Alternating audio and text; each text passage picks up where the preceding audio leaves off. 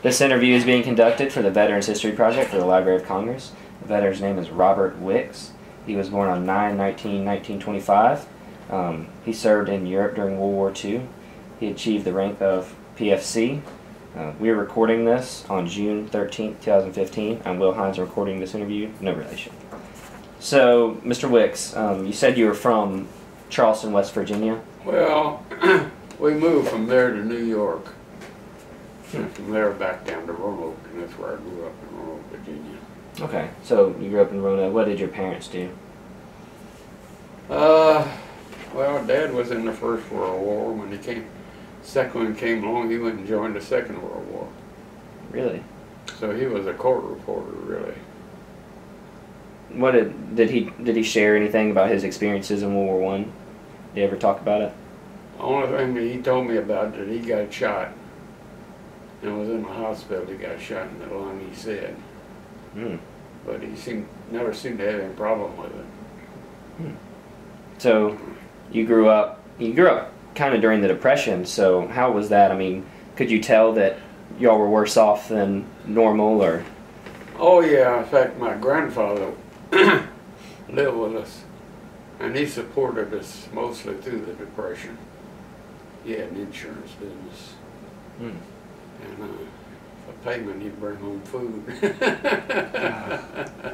So, you went to high school in Roanoke, you said? Is that right? I went to high school in Salem, Virginia.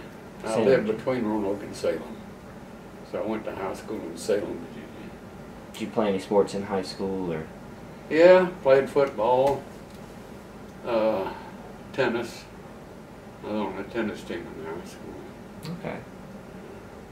And so you are, do you remember where you were when you heard about the bombing of Pearl Harbor? Well, so you are in high school and World War II is happening, and your father's overseas? No, he spent most of his time in the States. He wound up as Provost Marshal of the Philippines. He was in the MPs. Wow. So you are in high school, and did you want to join up, or were you? I tried to join the Air Force, but I couldn't pass the physical. Seemed like I had albumin in my system. But when they drafted, there was no problem. And so you were in 1944. You received the draft letter, and yeah. Were you happy, upset? I mean, no, I was ready to go. All of the kids were, really. Did you already have a lot of friends overseas? It's a funny thing. In basic training, there were 3 of us that hung out together. But overseas, I don't remember any of them. Evidently, we got separated somewhere. I don't remember any of them. So you're drafted, and you go to basic, and can you kind of walk me through your training and where you went? And yeah, I was in Camp Pickens, and took my basic there. And then we left from New Jersey to Europe. And I spent some time in England. The reason I stayed as at PSC is I kept getting in trouble. I was dating this girl over in England, and so you dated an English girl? yeah, and we were supposed to be in bed check about 10 o'clock. And 10 o'clock came, I told her, I said, you wait out here and I'll go in and make bed check. And I came, Lieutenant, after he left, I went out and she was gone. And I went running down the street and I said, where are you going? He said, well, the Lieutenant came out and asked me who I was waiting on. I told him, he said, I'll take you home. He said, no, Bob can't take me home, nobody can. That cost me my trip to London and a week on KP. Oh, God. So things like that is the reason I never got promoted. So how did you meet her? I don't know. But I was basically I was a sniper for our company. I had a 03 with a telescopic sight on it. So you were a good shot? Yeah, and Dad taught me how to shoot, and we were on the rifle range, and I was qualifying for the rifle. And we had a rapid fire at a silhouette down there. And I fired 9 shots, and the sergeant said, "You shot too fast." I said, "You want to bet?" All of them were in the target. And that's why they gave me the sniper's rifle. Wow. We sat back at 1,000 yards, and we'd shoot at the marker when they put it up to mark where the bullet hit. And we'd shoot the marker. Oh my gosh. 1,000 yards? Yeah. So did you like the O3? I mean, I know it was an older gun, wasn't it? Well, I got over in Germany, and it was so cold and frosty that the lens on the telescope froze up, kept fogging up, and I couldn't see anything, so I got rid of that rifle and picked up a regular M1. So you are, you go over to England after going through training. How do you remember how long training was? I mean, were you training for 4 months and then sent over? Well, I was probably about a month over in England. And we landed at Le Havre, marched through France into Poland. And we were bivouacked in Poland, and the buzz bombs were going over. You're just going right over our head up toward London, you know. Mm-hmm. And they had a fruit tree there that the fruit looked like an apple, but it tastes like a pear. And I've never been able to find that fruit since. So you march across France and had, fighting had already taken place, so you're just traveling through France. And into Germany, up near Aachen. And snow on the ground, about 6 inches deep. And we were moving up to the front lines, and the column stopped, and every time it stopped, you're supposed to get flat down. And I got down on one knee, and the sergeant turned around and saw me, and he like had a fit for me to get down. And the instant I moved my head, a sniper bullet went sailing by. oh my gosh. That was my introduction to combat. So you had not seen combat up until then, and a sniper bullet just goes by your head. Yeah. Mm. So you get up to the front line in November, and what was it like up at the front line? Could you tell there was a lot of heavy combat, or? We took 3 towns in 3 days, and our company was scheduled to take the next town. But that's as far as we got. We took 3 towns in 3 days. And how was that fighting, taking each of those towns? I mean, was it building to building, or? The Germans were running. We'd shoot at them, you never knew whether you were going to hit them or not because they were running way off. And our second lieutenant, though, he was flunked out of the Air Force. And we got him just before we went overseas, so he didn't get any basic training. And in the middle of one of those towns, he sees this German up in the window, and he's reaching for his grenade to throw up there. And the German proceeded to cut him in 2 with a burp gun, Killed him right on the spot. Mm. Did you have any close friends in your company? No, not really. Yeah. I had, we dug in on the outside of that 3rd town we took on the side of the hill. And there were two people to a foxhole. And I was putting fence posts over my foxhole. And I jumped up to get some fence, and I heard the Germans, they were shooting at us with 88s from across the other side of the valley. And I heard them go off, and I dropped back down in the foxhole. And one hit on one side of the hole, one hit on the other side. And I laid a clip of ammunition up on top of the wood. And I reached up to get it, and it was just torn up with shrapnel. Oh, God. Yeah. So they had you pinpointed. Yep, they had. And so how big was this valley? Was it?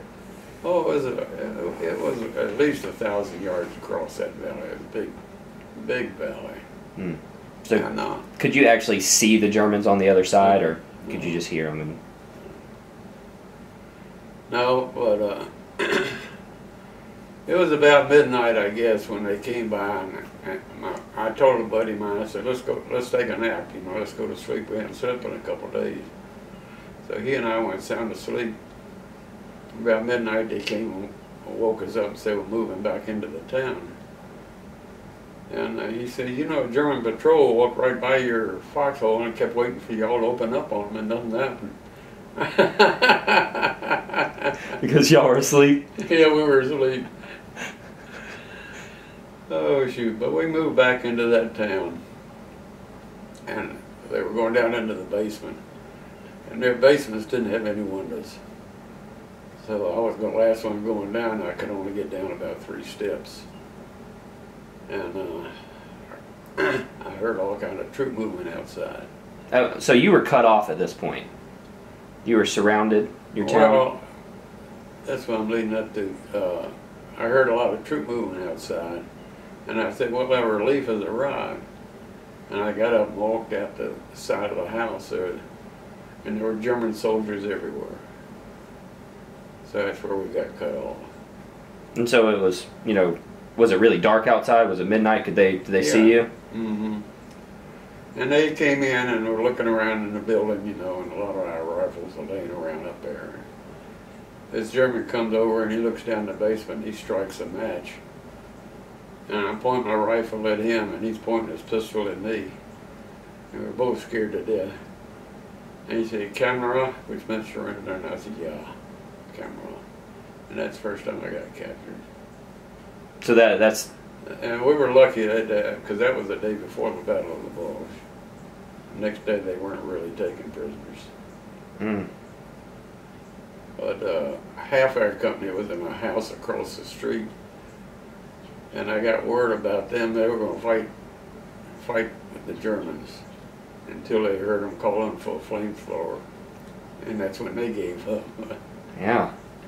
God. So you're captured. That's the first time you were captured. Yeah, that's the first time I got captured. So you're taken by the Germans. Where are you taken? Well, they marched us down to the train station to put us on a train. And they were going to take us to a prison camp in Germany. And the day before we got there, the British bombers were supposed to blow up the railroad tracks, but they missed it and they hit the prisoner of war camp. In fact, they killed my captain in that bombing raid. Mm. But they had no place for us, so they moved us on back. And we wound up at a prison camp up on top of a mountain. And I think that place during the early days in the summer was a resort area for the Germans. But it was a Yugoslavian prison camp. And we were marched into that prison camp, and I had diarrhea at that time. And a Russian medic gave me some opium pills to get rid of the diarrhea. And it did. It got rid of the diarrhea. And I threw away the rest of the opium pills because I didn't want to get hooked on drugs. Mm. And they came in and asked for volunteers to work for officers. And I thought it was the German officers, but I needed to get my strength built back up. So I volunteered. Well, it turns out in the middle of this big old Yugoslavian camp, they had a compound for American officers. And in the middle of that thing, there was a kitchen. And they had 3 big bowls, about that big, where they cooked their food. And I wound up as a fireman in there. And we'd serve coffee for the American officers in the morning. And for lunch, they got a slice of bread and a little jam. And for dinner, we'd cook up a big bowl of soup for them. And we gave it to them. Are there German guards around everywhere, or is it, yeah, there were German guards everywhere. And were they, older men or younger boys, or? Most of them were veterans that had been wounded and couldn't serve in the front lines. I would go up to get rations, and there was an old German guard at the gate. and he couldn't speak any English, and I got a habit of cussing him out when I go up there. And there was a Yugoslavian, called him Doc. And like any prison camp, somebody has a run of the camp. He could go anywhere. And he told me one day, he says, Chico over here wants you to come to his birthday party tonight. And it was a Czech, big old Czech guy, and all those Czechs had those curly mustaches. And they'd wear a press on those things at night. But that night I went through the fence into their compound, and they gave me a coat, a Yugoslavian coat. I went down there to his birthday party, and they'd saved up rations for about a month for his birthday. And their habit was, you don't give them a present, they give you a present. And he gave me a toothbrush with the head cut off of it and hollowed out and made a cigarette holder out of it. And that's what he gave me for my present. Yeah. But I learned one thing in that prison camp, working with all those officers, that I did not want to be a ditch digger when I got out of service. And it took me 5 years to finish 4 years of high school. It took me 3 years to finish 4 years of college. I went to Virginia Tech. So you're still in the prison camp, and it's, what, December, January now? How long were you in the camp for? You remember? Well, I was in the camp the whole time I was there was about 6 months. Right in the middle of this thing, we got word that we're getting an influx of American officers from another prison camp. And in that group was General Patton's son-in-law. And they had radios that they were pretty well fixed themselves up pretty good in a way, but they moved into the camp. And it wasn't long before we heard that General Patton's group had broken through the German lines, was coming to liberate the camp. For his son-in-law? For his son-in-law. He refused to admit that his son, that was why they did it. But, oh, of course it was. Oh, yeah. But his son-in-law got out in the middle of the field, in the middle of the battle, where they were liberating the camp, and he gets shot. He got shot in the butt. So he winds up staying in the prison camp. But I took off on the back of one of the tanks. So they liberated, I guess, did the German guards just flee? Did they? They just disappeared, yeah. Yeah. And the fellow in head of the tank force said, we're going to have to fight our way back out. So I hopped on the back of one of the tanks. And we were going out, this was at nighttime. And we come to a fork in the road, and we start to go one way, and we get all kind of machine gun fire and everything, so we go the other way. And we wound up at a dead end up on top of a hill. Did you have a weapon, or were you just... Yeah, I had a pistol. And the next morning, the fog was real heavy. So they took all the gas out of the half tracks and put it in the tanks, because they said they were going to have to fight their way out. And as the fog lifted up, German tanks were coming over the hill this way, and the infantry was heading up that way. And when our tank turned to open fire, I jumped off and headed to the woods up behind us.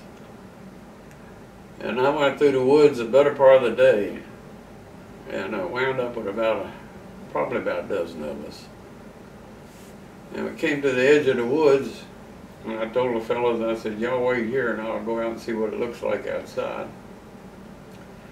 And as soon as I stepped out of the woods, German popped up from everywhere.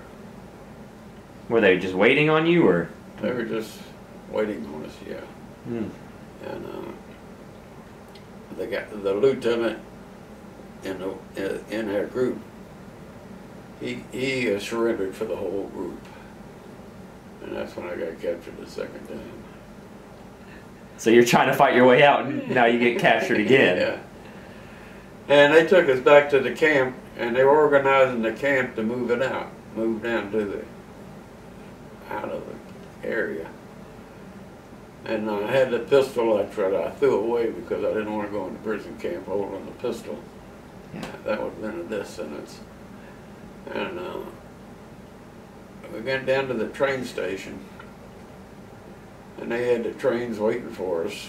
They put 50 of us in a boxcar and a guard in there. And the train takes off. And we traveled the next day. And then the next night, I had word that we were going down by the Rhine River. And I got word somehow, I don't know how, that the Americans were coming up the other side of the Rhine. I said, well, all I got to do is just go across the Rhine and meet the Americans. I couldn't get anybody to go with me. Nobody I was really surprised because we had a couple of prisoners that were 101 Air Force, paratroopers, and the whole works. But nobody would go with me. I said, well, I'll go anyway. So you're in a boxcar and you're just going to open the door and jump out, or? Yeah. But there's a guard in there. He was sound asleep. So I go down the river, and sure enough.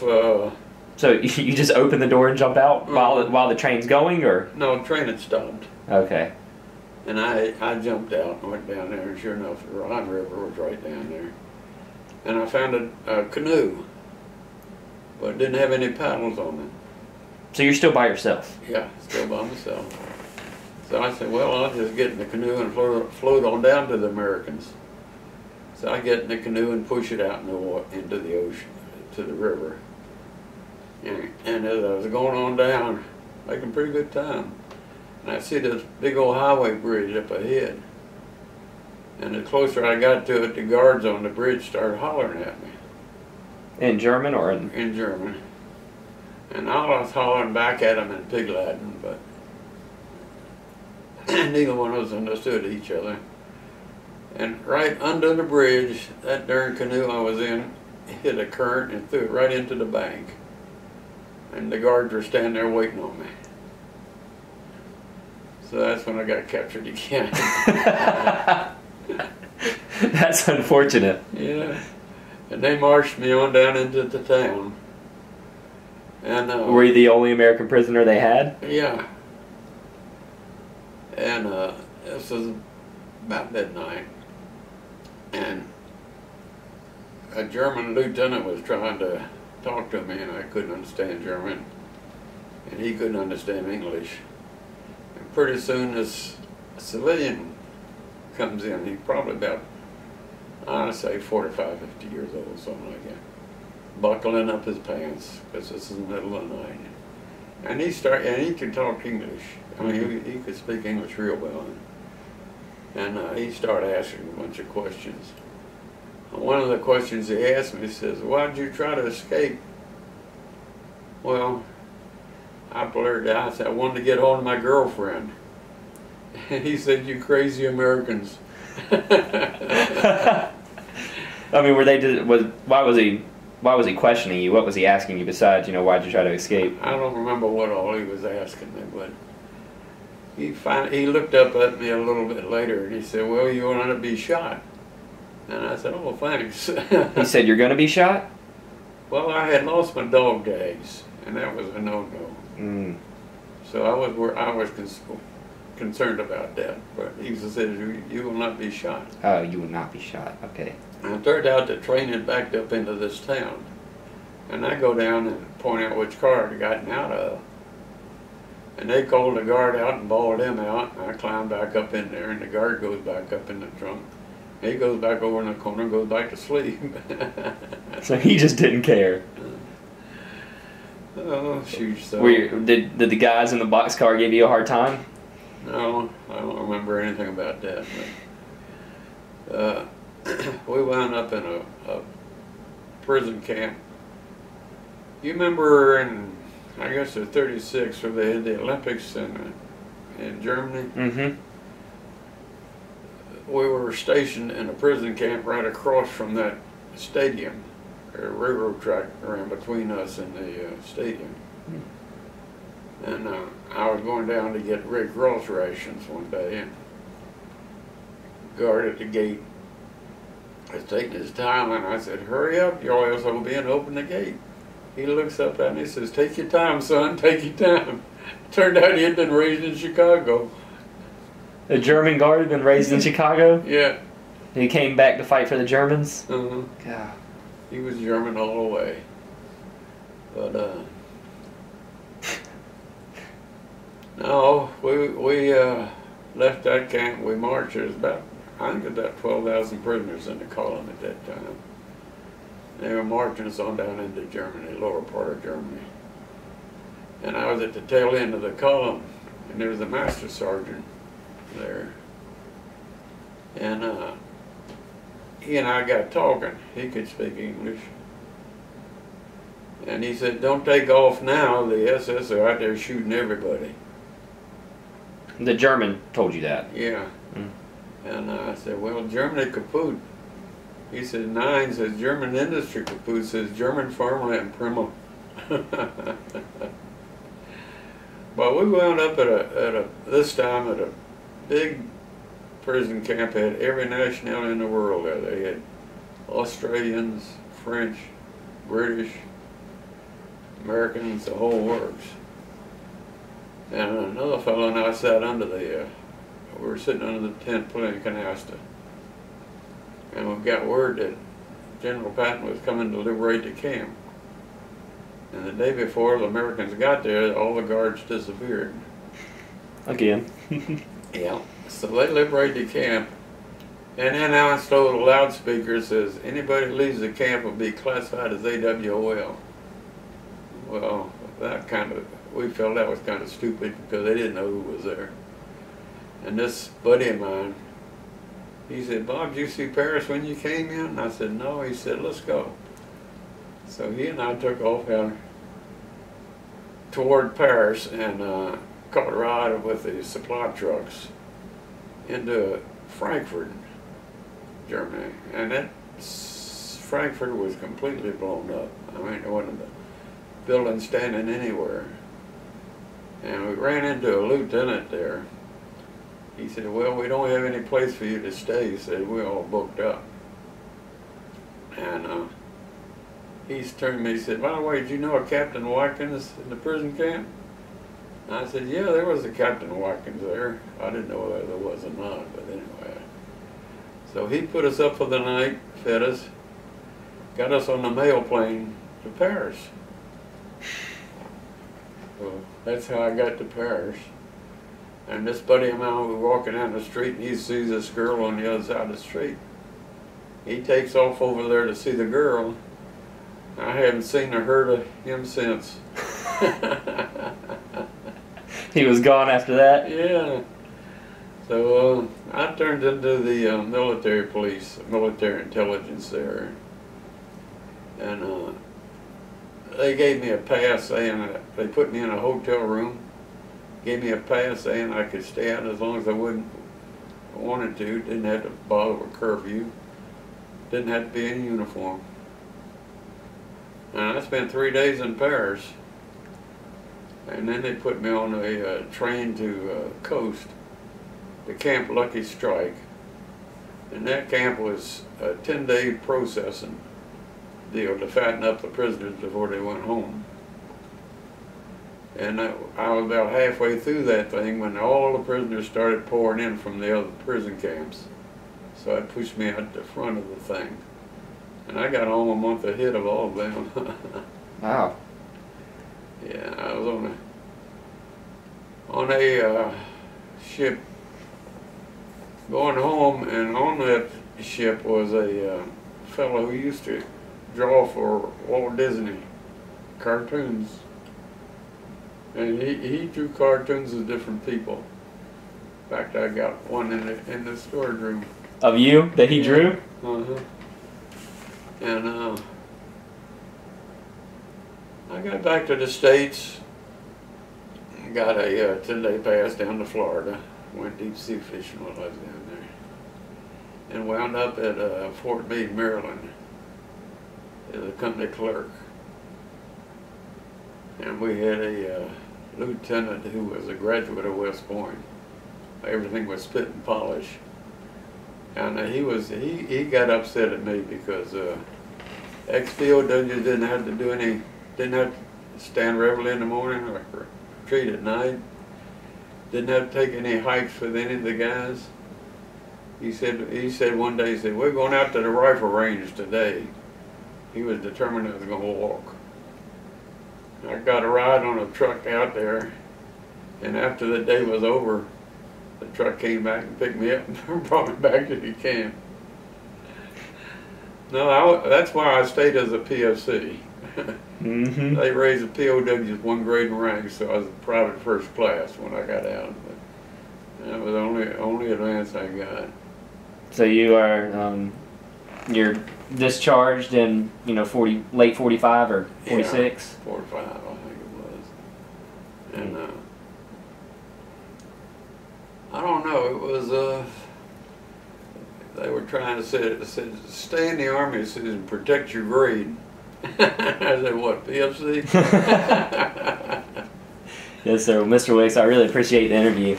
Yeah. Thank you for your service. Yeah, my pleasure.